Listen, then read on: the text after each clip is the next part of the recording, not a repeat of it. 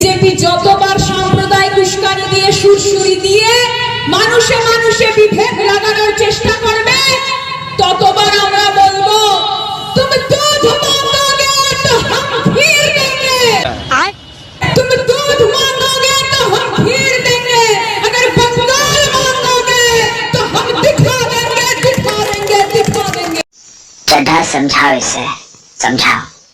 ये dialogue TMC के मुंह में अच्छा नहीं लगता। हिंदी मूवीर একটা ডায়লগ ছিল যে तुम दूध मांगोगे हम तुमको खीर देंगे, तुम काश्मीर मांगोगे हम तुमको चीज देंगे।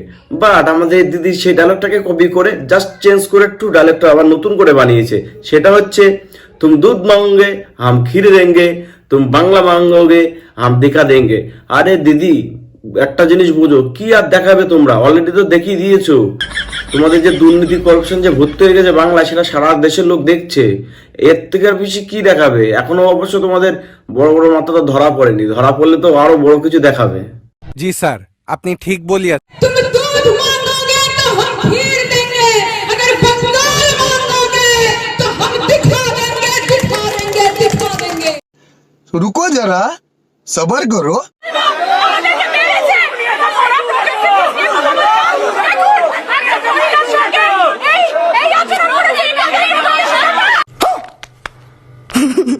ये सब क्या देखना पड़ रहा है। আমাদের এই দিদি আবার ছোটবেলার থেকে রাজনীতি করে, তো যারা জানো না তারা দেখো।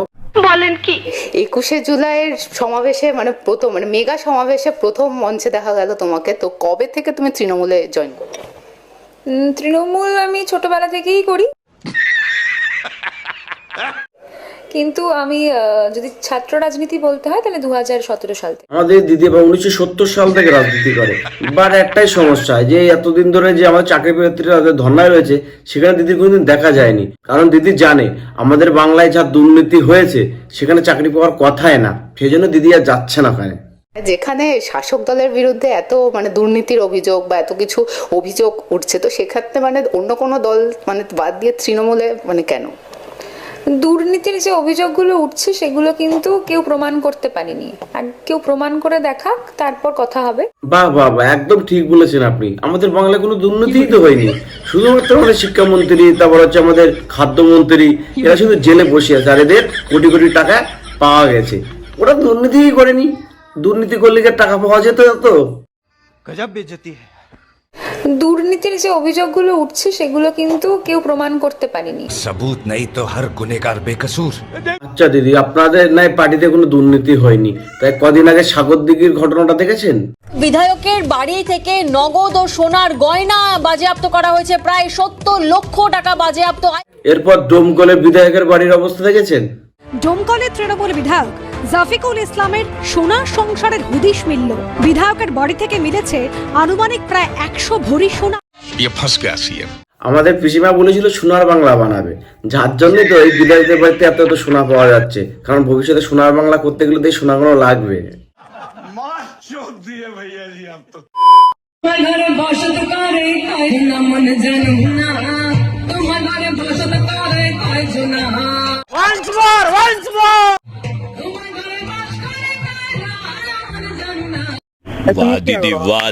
এতক্ষণ তো আমরা দিদির কাহিনী দেখলাম, এবার আমরা দাদার কাহিনী দেখবো। তো চলো দাদার কাহিনীটা দেখা যাক।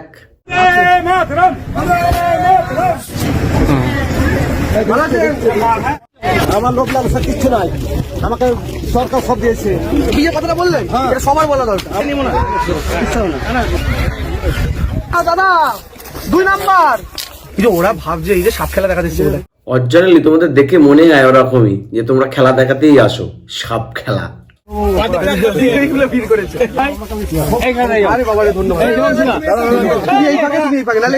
মুখ দেখে যাচ্ছে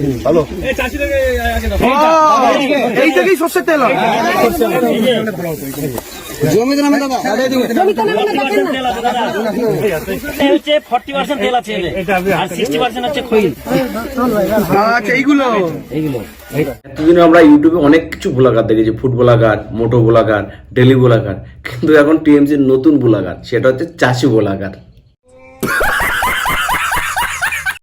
ওটা ঘুমা। আরে তোমার আমার বিয়ে হয়ে যাবে।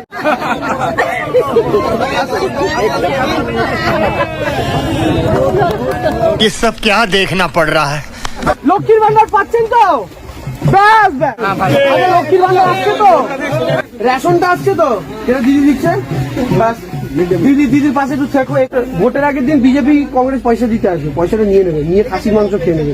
দুয়ারে সরকারে তো দিদি সরকারটা বাড়ির ঘোড়ায় আনছে, ওইখানে গিয়ে ফর্মটা ফিল আপ করে স্বাস্থ্যসাথী করান, ওই কার্ডটা পেলে ওটা দিয়ে লক্ষ্মীর ভান্ডার ওই দিদির হয়ে গেছে। তাহলে আপনাদের কেন হবে না? আর যারা লক্ষ্মীর ভান্ডার হবে তারা পরবর্তীকালে 60 বছর পর অটোমেটিক বার্ধক্য ভাতায় চলে যাবে। দেখেন গ্যাস সিলিন্ডার আগে মোদিজি আসার আগে ছিল 400 টাকা, এখন মোদিজি করে দিয়েছে 1200 টাকা। দিদি লক্ষ্মীর ভান্ডারে যে 500 টাকা 1000 টাকা দিচ্ছে, ওটা মোদিজি আবার গ্যাস সিলিন্ডার নিয়ে নিচ্ছে। দুধের দাম বাড়িয়ে দিয়েছে, পাউরুটির দাম বাড়িয়ে দিয়েছে, তবু বিজেপির নেতারা চেঁচায় আমরা এই করবো। দেখো কিছু মানুষ আছে রাত্রিবেলা ইসাপুরের ভুসি ভিজিয়ে রাখে, কারণ সকালে ওটা খাবে বলে পেট প্রেশার করবে। আবার কিছু লোক আছে চটি ভিজিয়ে রাখে, সকালে ওটা চাটবে বলে। আমি তো গর্ব করে চটি চাটি, আমার কোনো অসুবিধা নেই। বাংলার চটির অসাধারণ সাধারণ।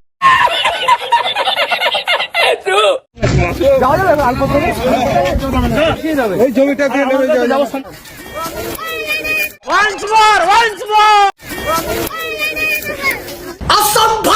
নিচ্ছে দৌড়ানোর জন্য, কারণ সামনে পাবলিকই এইভাবেই তারা করবে আর এইভাবেই দৌড়তে হবে।